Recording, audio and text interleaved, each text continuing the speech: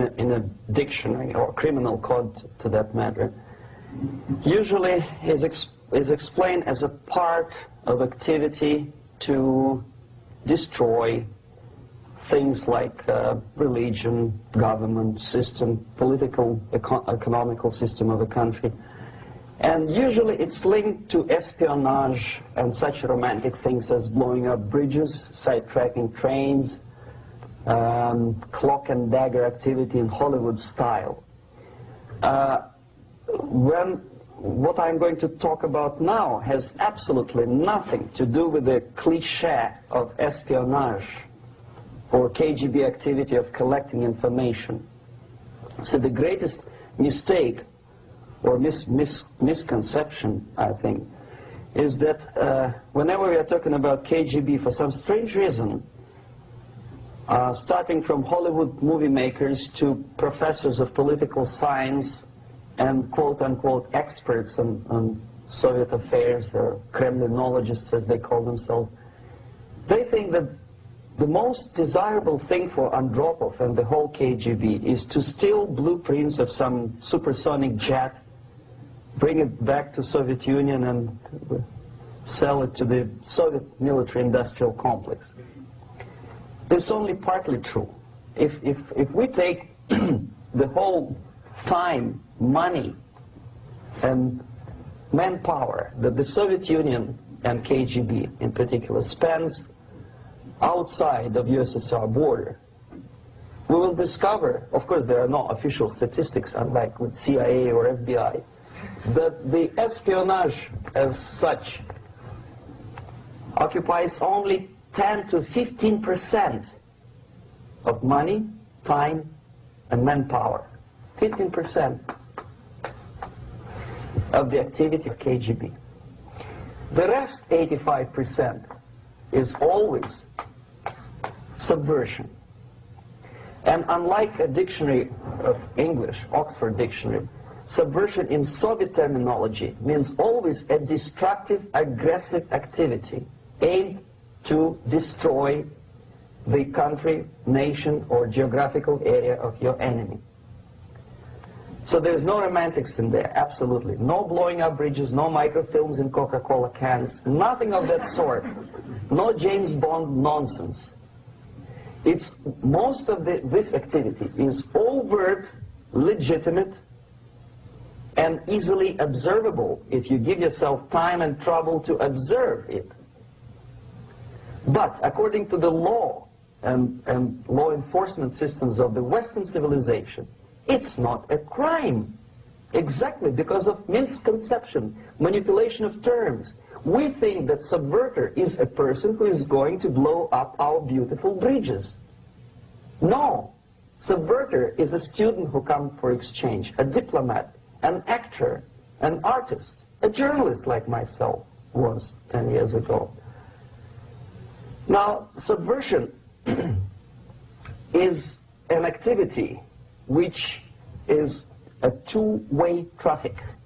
You cannot subvert an enemy which doesn't want to be subverted. If you know history of Japan, for example, before 20th century, Japan was a closed society. The moment a foreign boat comes to the shores of Japan, the Imperial Japanese Army politely tells them to get lost. And if American salesman comes to the shore of Japan, let's say 60 or 70 years from now back, and says, oh, I have a very beautiful vacuum cleaner for you, with the good financing, he says, please leave us, we don't need your vacuum cleaner. If they don't leave, they shoot them to preserve their culture, ideology, traditions, values intact. You were not able to subvert Japan. You cannot subvert Soviet Union because the borders are closed. The media is censored by the government. The population is controlled by the KGB and internal police. With all the beautiful glossy pictures of Time magazine and Magazine America, which is published by the American embassy in Moscow, you cannot subvert Soviet citizens because the magazine never reaches Soviet citizens. It's collected from the newsstands and thrown to garbage can. Subversion can be only successful when the initiator, the actor, the agent of subversion has a responsive target. It's a two-way traffic. United States is a receptive target of subversion. There is no response similar to that one from United States to the Soviet Union. It stops halfway somewhere. It never reaches here. The theory of subversion goes all the way back 2,500 years ago. The first human being who formulated the tactics of subversion was a Chinese philosopher by the name of Sun Tzu.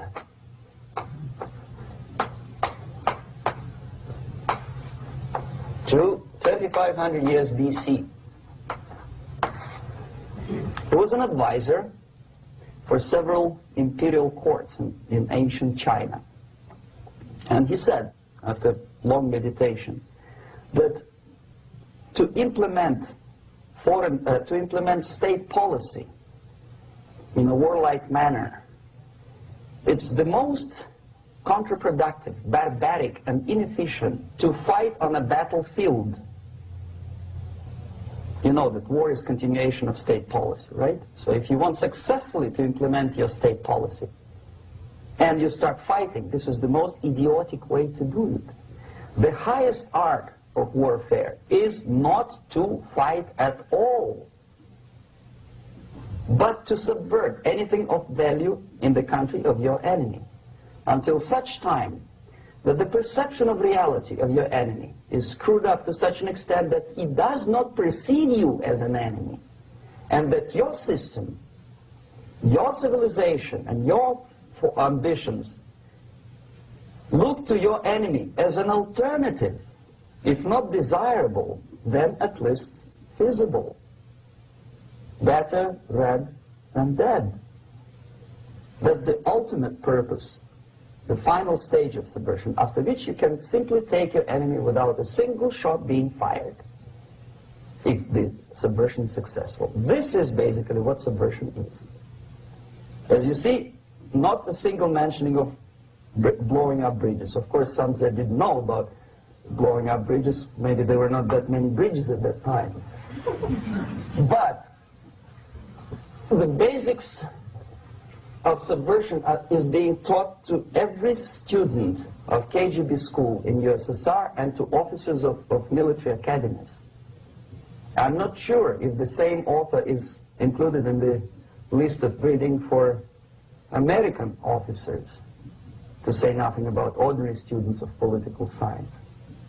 I had difficulty to find the translation of Sun Tzu in the library of a university in Toronto and later on here in Los Angeles. But it's a book which is not available. It is forced to every student in USSR. Every student who is taught to be dealing further in his future career with foreigners. What subversion is? Basically, it consists of 4 periods, time-wise. If we start from here and go this way, time, right? This is the beginning point.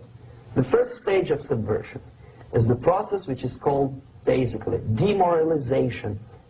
It says for itself what it is.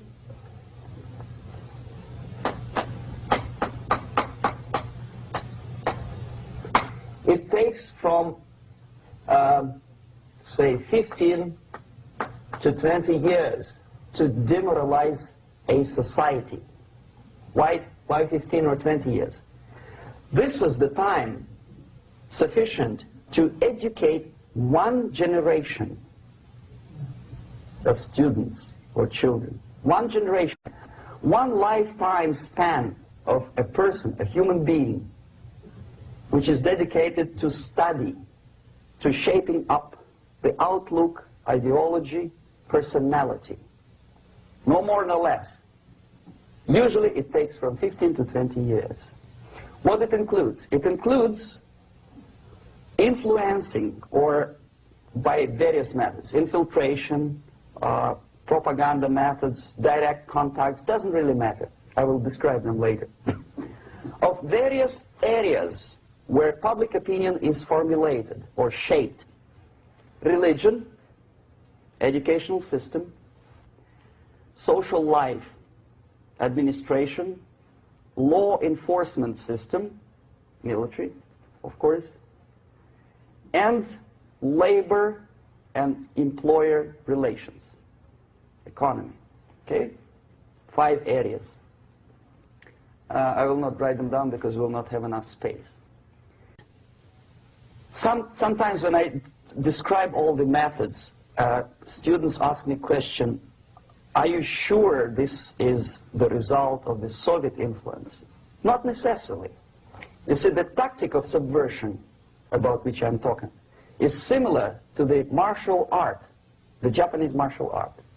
If some of you are familiar with that tactic, probably you will remember that if an enemy is bigger and heavier than yourself, it would be very painful to resist his direct strike. If a heavier person wants to strike me in the face, it would be very naive and counterproductive to stop his blow. The Chinese and Japanese judo art tells us what to do.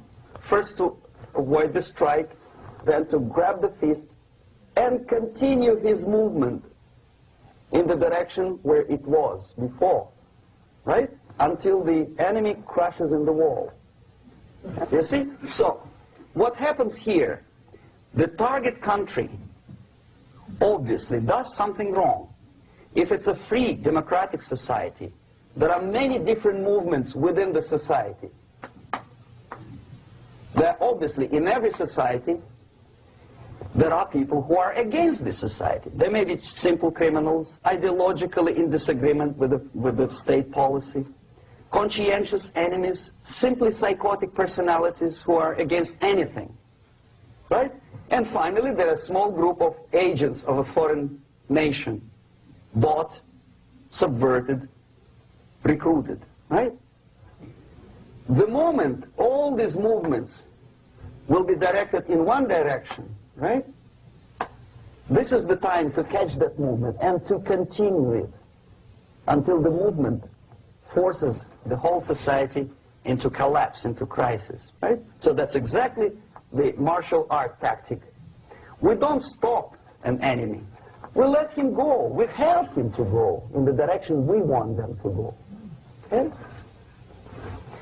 So, on the stage of demoralization, obviously there are tendencies in each society, in each country, which are going to opposite direction from the basic moral values and principles. To take advantage of these movements, to capitalize on them, is the main purpose of the originator of subversion. So we have religion, we have education, we have social life, we have power structure, we have labor relations, unions, and finally we have law and order. 1, 2, 3, 4, 5, 6. Okay? These are the areas of application of subversion. What it means exactly? In case of religion, destroy it, ridicule it, replace it with various sects, cults, which bring people's attention, faith, whether it is naive, primitive, doesn't really matter. As long as the basically accepted religious dogma is being slowly eroded and taken away from the supreme purpose of religion, to keep people in touch with the supreme being, that serves the purpose. Therefore, replace it, accepted, respected religious organizations with fake organizations. Distract people's attention from the real faith and attract them to various different faiths. Education. Distract them from learning something which is constructive, pragmatic, efficient. Instead of mathematics, physics, foreign languages, chemistry, teach them history of urban warfare, natural food, home economy, your sexuality, anything, as long as it takes you away. Okay? Social life. Replace traditionally established institutions and organizations with fake organizations. Take away the initiative from people. Take away the responsibility from naturally established links between individuals, group of individuals, and society at large, and replace them with artificially, bureaucratically controlled bodies. Instead of social life and friendship between neighbors, establish social workers institutions. People who are on payroll of whom? Society? No. Bureaucracy. The main concern of social workers is not your family, not you, not social relations between groups of people. The main concern is to get the paycheck from the government. What will be the result of their social work doesn't really matter. They can develop all kind of concepts to show to the government and to the people that they're useful.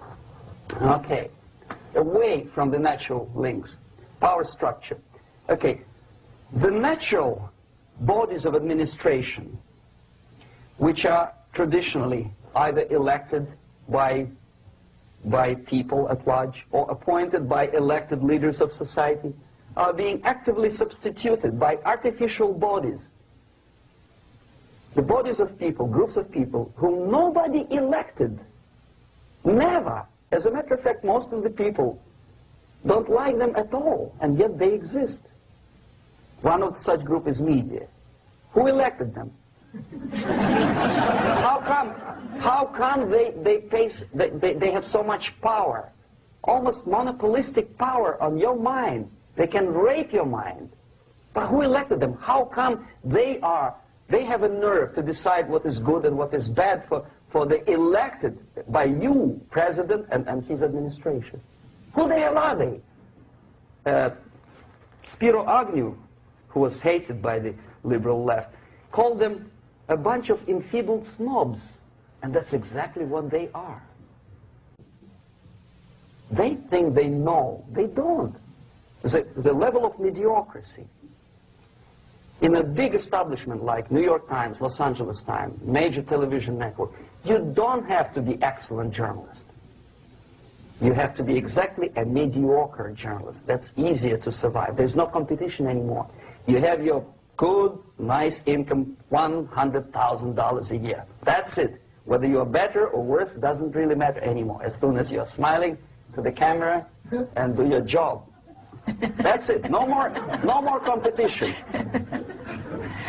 Power structure slowly is eroded by the bodies and groups of people who do not have neither qualification nor the will of people to keep them in power, and yet they do have power.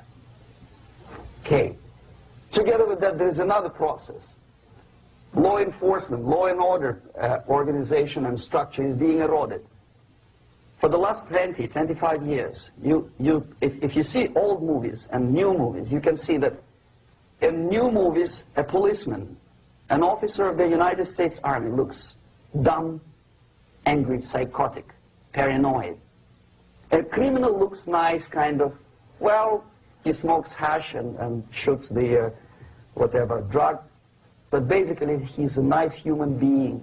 He's creative. And he's unproductive only because society oppresses him. Whereby a general of Pentagon is always, by definition, a dumb, a war maniac. A policeman is a pig, rude policeman. He abuses his power. You know? A generalization like that. The hatred, the mistrust to the people who are supposed to protect you and enforce law and order. Moral relativity. The Angelo Buono process lasted 2 years in Los Angeles. And yet there are still some lawyers who say, look, he's a nice character, as a matter of fact.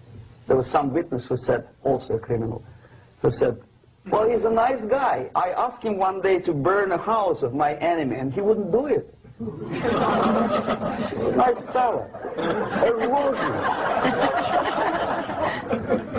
A slow substitution of basic moral principles, whereby a criminal is not a criminal, actually. He's a defendant. Even if his guilt is proven, there is still a doubt to kill or not to kill, to be or not to be. Thou shalt not kill, yes. But this line may not necessarily be applicable to a murderer. Thou shalt not murder. That should be the presumption, not that thou shalt not kill. Okay, labor relations. At this stage, within 15 to 20 years, we destroy the traditionally established links of bargaining between employer and employee. The classical Marxist-Leninist theory of natural exchange of goods. Person A has 5 sacks of grain and person B has 5 pairs of shoes. And the natural exchange without money is when they bargain between each other. And only with the introduction of the third force, C, an entirely third foreign stranger who says, no, don't give him 5 sacks of grain, give it to me, and you give me your 5 pairs of shoes, and I will distribute it accordingly, so that the economy will go. This is the death of natural exchange, death of natural bargaining. Well, trade unions were established 100 years ago. The objective was to improve working conditions and to protect the rights of workers from those employers who were abusing their right because they had more money.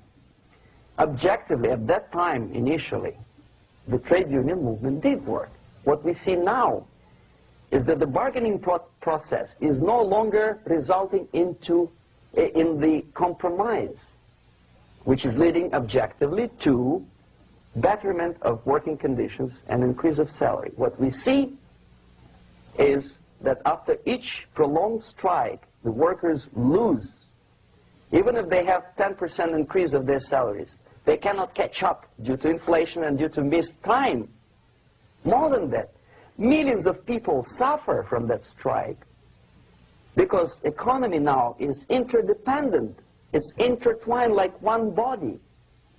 If previously steel workers, say 100 years ago, could strike and nobody would suffer, now it's impossible anymore. If a garbage collector strikes today, the rest of the multi-million city is stinking.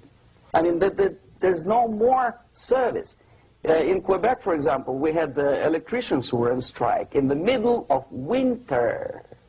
You can freeze your bottom, and they still were on strike. Did they catch up with the salary? No, they lost. Who benefited? The leaders of trade unions. What is the motivation for strike? Improving of workers' condition? No, obviously it's not. Then what is it? Ideology. To prove to these capitalists. And the obedient horde of workers, like sheep, follow these people. And they cannot disobey. Why? Because if they do, you know what happens to them. Pickets, murders, shooting truck drivers by picketers. In Montreal, for example, I saw with my own eyes when I was correspondent of CBC, International, Canadian Broadcasting Corporation, when the workers of aircraft factory destroyed computers and the equipment in the factory. And the administration employed strike breakers. Their cars were turned upside down and burned. Their houses were burned. Their kids were intimidated. And some victims were there. Of that you can be sure.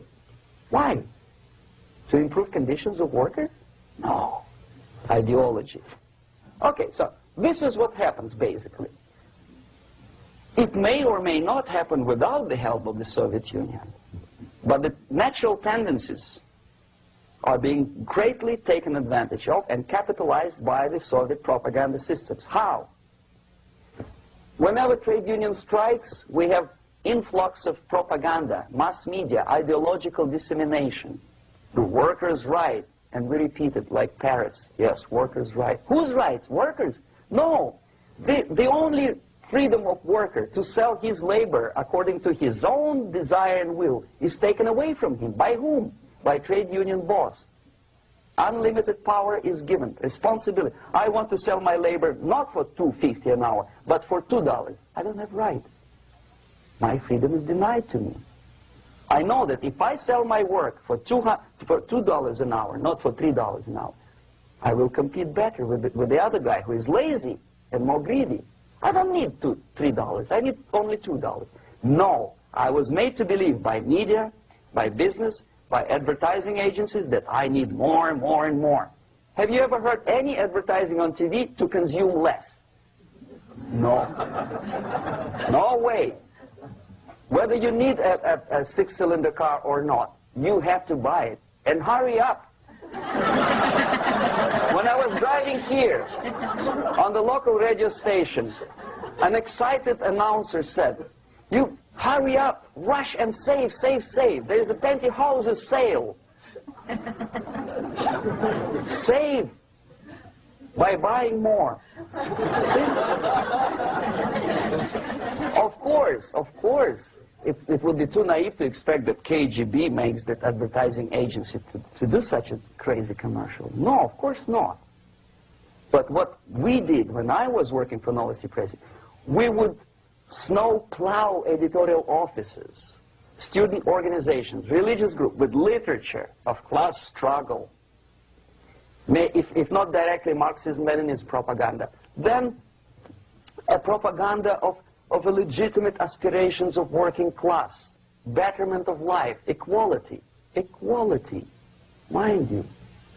President Kennedy once said, we will make America to believe that people are born equal. Are people born equal? Is there any mentioning in the Bible or any other holy scripture in any religion, if you don't believe me, go to the library and check it. There is not a single word about equality. Just the opposite. By your deeds, God will judge you. What you do is important. The merit of your personality. You cannot legislate equality.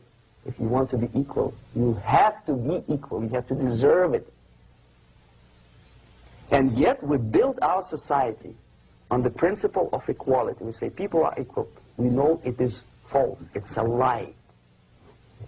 Some people are tall and stupid. Others are short, bold, and clever.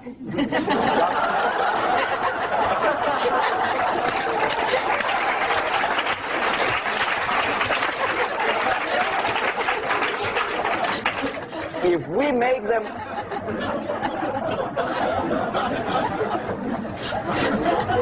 make them equal by force, if we put the principle of equality in the basis of our socio-political structure, it's the same thing as building a house on sand.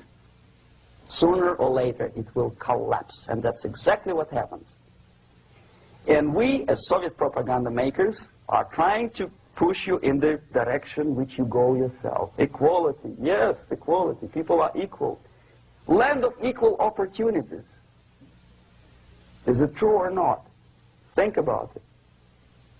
Equal opportunities. Should there be equal opportunities? For me, and for a lazy bastard who comes here from some other country and immediately registers as a welfare recipient, benefits? I never received a single dollar. No, sorry, I did receive once. But I never applied for welfare. For the 13 years, I took any job. Security guard, journalist, taxi driver, anything. Well, I was restless, but some people don't like it. They immediately. So why should we have equal opportunities? Why? The equal opportunity to excel.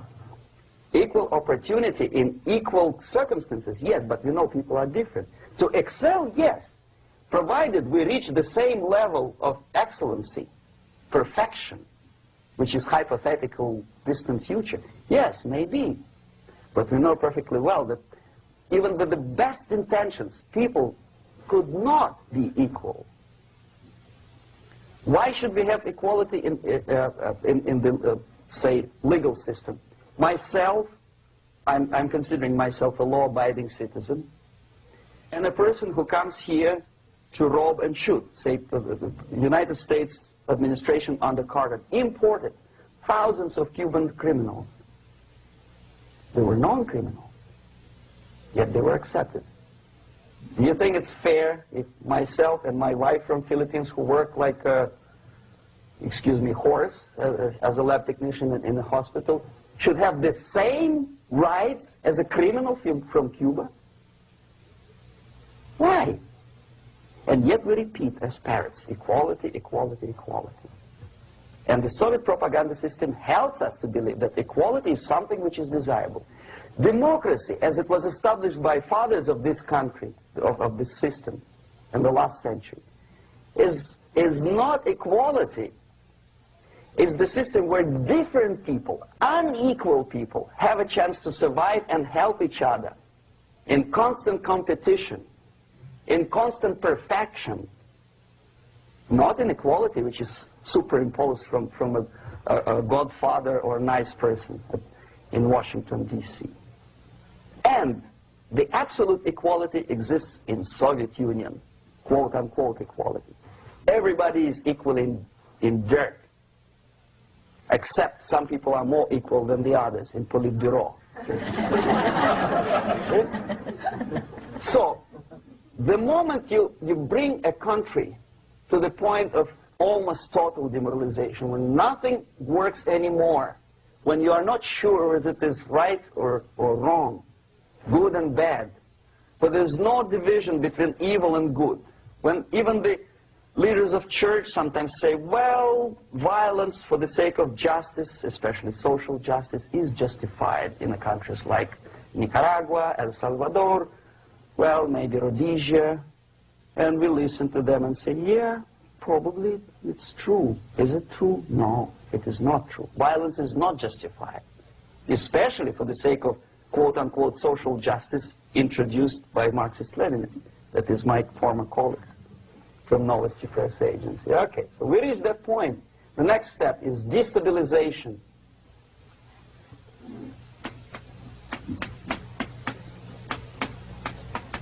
Again, this word says for itself what it is. To destabilize all the relations, all the accepted institutions and organizations in a country of your enemy. How you do it? You don't have to send a battalion of KGB agents to blow up bridges. No. You let them do it themselves. The area of application is, again, it's narrower now. Not like the previous case. The overt legitimate actions of the KGB in this case would be hardly noticeable. There is no crime if a professor who recently went to USSR introduces a course of Marxism-Leninism in a Californian college, for example. Nobody is going to come to his doorstep and say, okay, mister, come, you are under arrest. No, it's not a crime. It's not even considered a moral crime against your country. So the area of application here is narrowing down to economy, again labor relations, right? To law and order, plus military. And economy, law and order. Yes, and again the media, but wider scope, a little bit different. I'll explain later. Okay, basically 3 areas. Economy. The radicalization of bargaining process. If on that stage we still could achieve, theoretically, some positive compromise between the negotiating sides with say, arbitrary, introduction of arbitrary judges, a third side, objectively judging the demands of both sides. Here it's radicalization. On the stage of destabilization, we cannot come to compromise even within a family. The husband and wife couldn't figure out which is better. Husband wants his kids to eat at the table, and wife wants a child to roam around the room and drop food all over the floor. They cannot come to compromise unless they start a fight. It's impossible to reach a compromise, constructive compromise, between neighbors. Some people say, I don't like you to watering your lawn at that time because exactly at that time I'm walking my dog and he's getting nervous. He cannot pass his bowels, you know. So they cannot compromise. They go to a civil court or something like that. Radicalization of human relations. No more compromise. Fight, fight, fight. The normal, traditionally accepted relations are destabilized.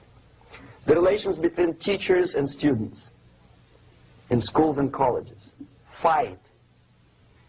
The relations between, in economical sphere, between laborers and employers are further radicalized. No more acceptance of the legitimacy of demands of workers. Unlike Japanese, with the theory Z, if you ever heard about it, where the workers are involved in the decision-making process, therefore they don't have moral incentive to fight their bosses. In the United States, it's just the opposite. The harder is the fight, the better. The more heroic they look. When the Greyhound network was on strike recently, the correspondents of local TV networks all over the United States were approaching the strikers, and they say, oh yes, we are doing something nice. They look like heroes, and they were proud. There was some family, the husband was a bus driver. Now they decided in a protest against the bosses to camp somewhere in the forest. And they were presented to the audience as a heroic, nice people, you see. The violent clashes between passengers, picketers, and the strikers are presented as something normal. 10, 15, 20 years ago, we would be angry, say, why so much hatred? Today we are not. We say, well, commonplace. Radicalization, militarization sometimes. As I explained on that stage, I took a step a little bit further. Shooting people. Okay, law and order now also is pushed into the area where previously people settled their differences peacefully and legitimately. Now we are getting with this court cases in the smallest irrelevant cases. We cannot solve our problems anymore. The society at large becomes more and more antagonistic between individuals, between groups of individuals, and the society at large. The media puts himself in the opposition to the society in general, at large. Separate, alienated. Okay? On that stage, you remember I was talking a couple of hours ago about the sleepers. That's when the students from, say, United States, if they are trained in Lumumba University, or developing nations, that's the students I was dealing with, are being sent back from the Soviet Union here. Or if they were already in the United States, in the country which is the object of subversion, they spring to action. The sleepers go up. They slept for 15 to 20 years. Now they become leaders of groups, preachers, I don't know, public figures. Prominently they actively include themselves in a political process. All of a sudden we see a homosexual. 15 years ago he did his dirty job and nobody cared. Now he makes it a political issue. A political issue. He demands recognition, respect, human rights, and he rallies a large group of people. And there are violent clashes between him and police, his group and ordinary people, no matter what. It's black against white, yellows against green, doesn't matter where the division line goes. As long as this group come into antagonistic clash, sometimes militantly, sometimes with firearms, that is destabilization process. The sleepers, many of whom are simply KGB agents, become leaders of the process of destabilization. Doesn't mean that Comrade Andropov sends Comrade Ivanov to the United States. The person who takes care is already here. He's a respected citizen of the United States. Sometimes he gets money from various foundations for his legitimate struggle for, I don't know, human rights, women's rights, kid lib, prison lib, whatever. There are sympathetic Americans who donate their money to him. He's a respected citizen of the United States. Sometimes he gets money from various foundations for his legitimate struggle for, I don't know, human rights, women rights, kid lib, prison lib, whatever. There are sympathetic Americans who donate their money to him. This stabilization process usually leads directly to the process of crisis. In case of developing nations, that's the area where I was active. The process starts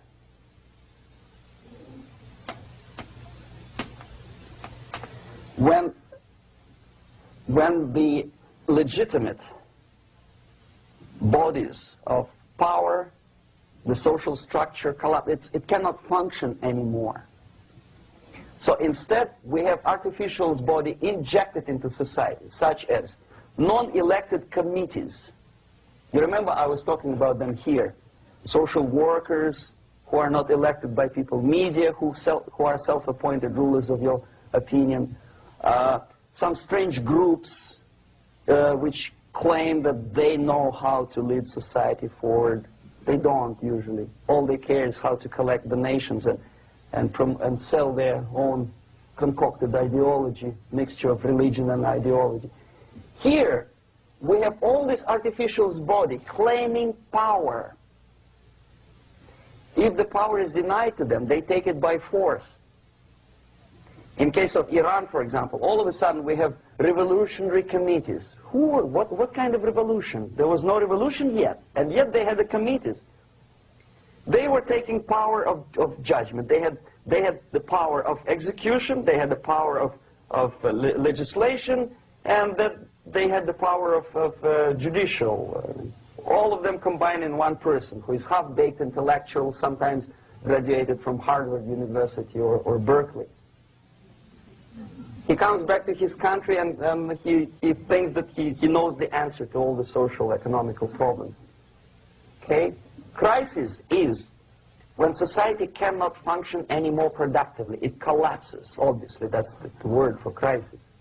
So therefore, the population at large is looking for a savior. The religious groups are expecting a Messiah to come. The workers say, we have family to feed. Let's have a strong government, maybe socialist government, centralized. When somebody put the employers on their place and let us work. We are sick and tired of going to strike and missing overtime and all that stuff. We need some strong man, strong government, a leader, a savior is needed. Population is sick and tired already. And here we are. We have a savior. Either a foreign nation comes in, or the local group of leftists, Marxists, no matter what they call themselves, Sandinista, a reverend or some sort, Bishop Muzureva, like in Zimbabwe, doesn't matter. A savior comes and says, I will lead you. So we have two alternatives here. Civil war and invasion. Okay? See how it goes? Civil war, we know what it is. Lebanon is the best example. The civil war, which was artificially implanted in Lebanon by injection of force of PLO, Palestinian Liberation Organization. Invasion we have in many other countries like Afghanistan, name any East European country, it was invaded by the Soviet army. But the result is the same. The next stage is normalization.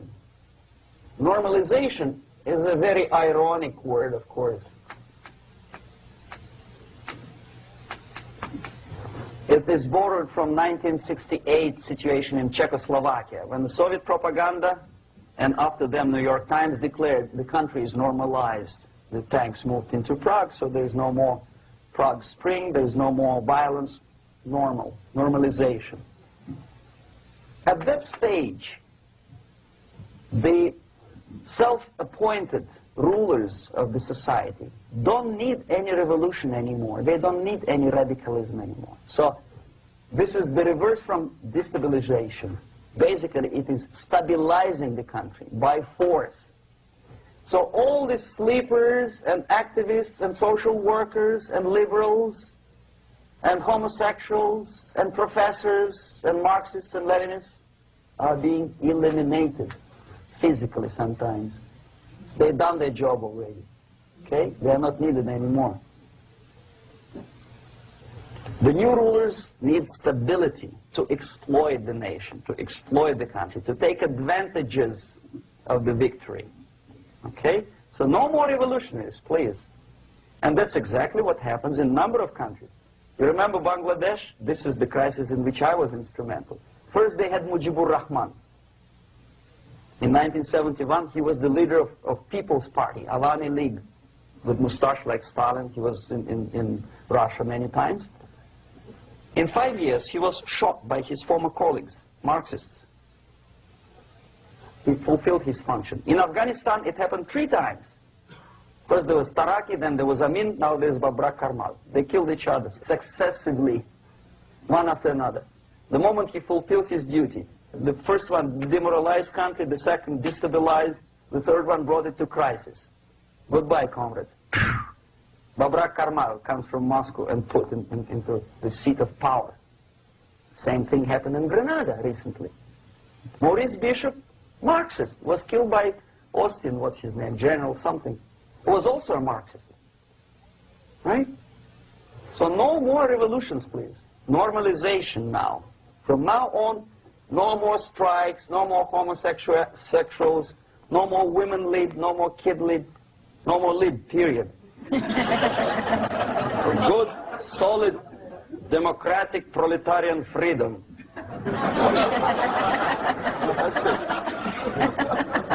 Now, to reverse this process takes enormous effort. When today, United States had to invade Grenada to reverse the process of subversion. Some people say, boy, this is not good, it's not kosher to invade the beautiful country, island of Grenada. Well, why didn't you stop the process here, when Grenada was just approached by leftists? Why not to prevent Maurice Bishop to come in power in the first place? Did Grenadians want him? Very questionable. They didn't know who was Maurice Bishop in the first place. He came to power by coup d'etat himself. Okay?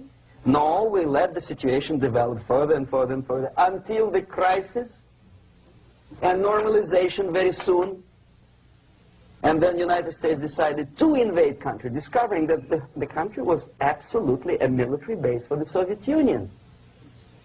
Of course it's a drastic measure. Of course it's a pity that Marine Corps had to lose, what, 17 lives. Very bad. Why not to stop the process before it comes to crisis? Oh no, intellectuals will not let you. It's interference into domestic affairs. They're very careful not to let American administration to interfere in domestic affairs of Latin American countries. They don't mind Soviet Union interfere in these affairs. Okay. So to reverse this process, from here, it takes only and always military force. No other force on earth can reverse this process at this point. At this point, it does not take military invasion of the United States Army. It takes strong action, like in Chile. A CIA covert involvement to prevent the savior from outside to come into power and to stabilize country before it erupts into civil war. Okay? Support the right-wing conservative forces. By money, by crooks or love, doesn't matter. Stabilize the country. Don't let the crisis develop into civil war or invasion. Oh no, your liberals will say it's against the law. The Congress will not appropriate money for covert actions of CIA. Why not? Should we wait till the normalization come and Soviet tanks land in Los Angeles airport? Now, at that point, at the point of destabilization, also the process could be reversed. Again, easily than this. No CIA involvement at this point. You know what it takes here? Restriction of some liberties for small groups which are self-declared enemies of the society. As simple as that. Oh no, the media and liberals will tell you this is against the American Constitution. How can we, by force, deny the civil rights to criminals, for example? It's not good. Okay? So we allow them to. Okay, if you allow the criminals to have civil rights, go on and bring the country to the crisis. This is a bloodless way to do. Curb the rights. I mean, not to put them in prison. No, no, I'm not talking about putting all the gays from San Francisco in the concentration camp. Do not allow them to take political force. Do not elect them to the seats of power, whether it is municipality level, state level, or federal level. It has to be beaten in the heads of American voters that a person like that in the seats of power is an enemy. Do not be afraid of this word. It is an enemy. If he is not an enemy here, he will be here. Later on, he will be shot, of course. But at this point, he is an enemy. Okay? You are doing great service by denying him a right to capitalize on his own crazy ideas and become a powerful man, a man who uses the seat of power. Restriction of certain freedoms and permissiveness at that point would prevent sliding into crisis and probably will return the process of destabilization. To curb unlimited power, monopolistic power of trade unions, here, at that point, would save economy from collapsing. To introduce a law to stop private companies of raping public opinion's mind in the direction of consumerism. No company must have a right to force you into buying more unless you want it. There must be a law. You want to advertise your car? Okay. But not a single mentioning of buying it now and saving money. It must be against the law to force people to consume more. Self-restraint. Previously, before this process started, the self-restraint was the business of church, religion. Because our preachers, the fathers of church, would tell us, material values are good, but it's not the prime function of human being. Because you have to live with something. Obviously, the design for our life is not to consume more deodorants. There must be something greater. If such a complicated instrument as human body was created, obviously there must be some higher purpose for that. And it's very easy to avoid destabilization by denying the greedy companies one little freedom, one little liberty, forcing you into turning yourself into processors of unwanted products and goods. They turn you into machines. Okay. Destabilization process could be easily overcome if, as I say, the society, by its own will or after persuasion by the leaders, will come to the idea of self-restraint. It's so hard, we want to consume more, but you have to. Unless you will come to this stage, when, as we say in Russia, if Sahara Desert ever becomes a communist state, there will be shortage of sand. So you have to curb your... you have to curb your expectations at this point before it's too late. But no, we don't want to do it. Demoralization process. Again, it's the easiest thing to reverse. First of all, by restricting import of propaganda. The easiest thing to do. Unlimited, unrestrained import of Soviet literature, Soviet journalists, giving Soviet propaganda and ideological agitators equal time on American TV networks. It has to be stopped. And it's easy. They won't be offended, mind you. As a matter of fact, they will respect America more. But when my former colleague Vladimir Posner appears on Nightline And Ted Koppel asked him, well, Vladimir, what do you think about this? And what can he think? He is an instrument of propaganda. He thinks what Comrade Andropov tells him to think. He's just a nice, articulate mouthpiece of the Soviet subversion system. And Ted Koppel makes you believe that my friend Vladimir Posner thinks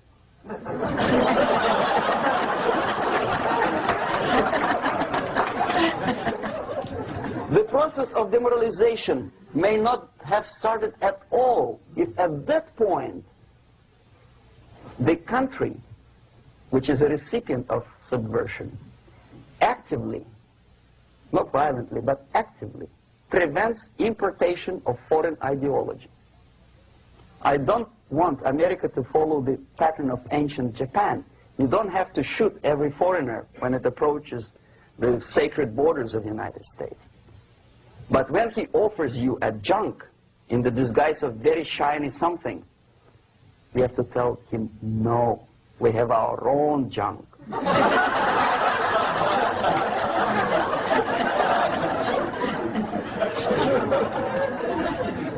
If at that point the society is strong, brave, and conscientious enough to stop importation of ideas which are foreign, then the whole chain of events could be prevented. Recently I've been to the Philippines, and I was shocked how in big cities like Manila, children listen to deafening music. A melodious nation with long traditions of good, nice ethnic music, introduced by Spanish long time ago, maybe 2 centuries, 3 centuries ago, I don't remember how. All of a sudden listen to musical garbage, blasting their radios at full blast, at full volume. Why? In India, I spent many years watching the reactions of Indians walking out of movie theaters after seeing Hollywood production. And United States expect these people to respect you? No way. Oh yes, they will see the movie, they'll pay 5 rupees to see that garbage. But they walk out and will tell their kids, don't respect Americans, don't be like Americans. See? So, the process of demoralization could be stopped right here, both as an expert and as an import. And that takes one step, one very important thing to do. You don't have to expel all the KGB agents from Washington, D.C. The most difficult and at the same time the simplest answer to the subversion is to start it here and even before, by bringing back the society to religion, something that you cannot touch and eat and put on yourself, but something that rules society and makes it move and preserve it.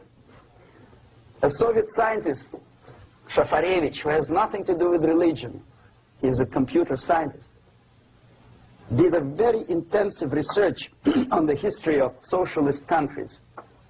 He calls socialist or communist any country with a centralized economy and a pyramidal style of power structure.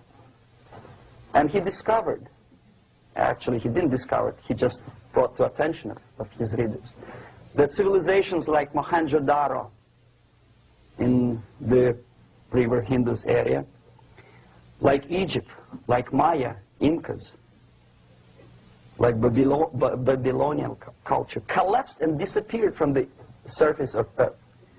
The moment they may not.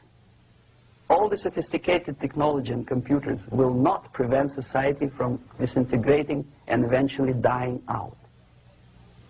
Have you ever met a person who would sacrifice his life, freedom, for the truth like that? This is truth. I never met a person who said, this is truth and I'm ready to shoot me. To defend the truth. Right? But millions sacrifice their life, freedom, comfort, everything for things like God. Like Jesus Christ. It's an honor. Some martyrs in the Soviet concentration camp died. And they died in peace, unlike those who shouted, "Long live Stalin," knowing perfectly well that he may not live long. Something which is not material moves society and helps it to survive. And the other way around, the moment we turn into 2 by 2 is 4 and make it a guiding principle of our life, our existence, we die. Even though this is true, and this we cannot prove. We only can feel and have faith in it. So the answer to ideological subversion, strangely enough, is very simple.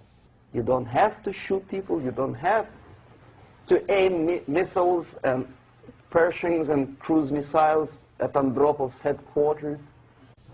You simply have to have faith and prevent subversion. In other words, not to be a victim of subversion. Don't try to be a person who in judo is trying to smash your enemy and being caught by your hand. Don't strike like that. Strike with the power of your spirit and moral superiority. If you don't have that power, it's high time to develop it. And that's the only answer. That's it. Thank you.